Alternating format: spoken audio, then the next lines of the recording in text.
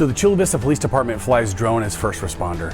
What that means for us and to the community is we use drones to fly to emergency calls for service. Drones provide invaluable information to officers, sharing with them a visual into what is actually occurring. It makes all the difference to officers, dispatchers, and supervisors making split-second decisions. It's important to have the overall information readily accessible. It gives the officers all the information they need to make the best possible decision.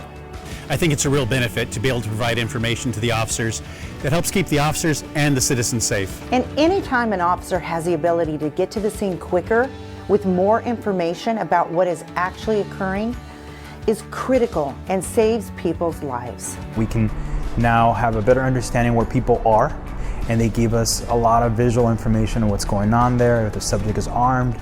Think about how important it is to determine whether it's a pencil in someone's hand, a knife, or a cell phone. This is really about de-escalation at its best. DFR is used as a de-escalation tool because it gives us another resource on our tool belt before we approach calls. The fact that we get to know in advance if a subject has a weapon, it's a great tool used by our agency.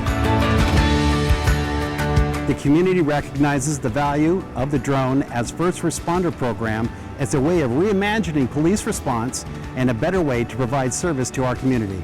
And that's really kind of the idea going forward with this technology, and this is what's going to be going forward internationally as far as law enforcement use of drones. Drones, a first responder program, is cutting edge, it's innovative, and it is the beginning of the new policing era. We are saving lives and making a difference by changing the future of law enforcement with technology.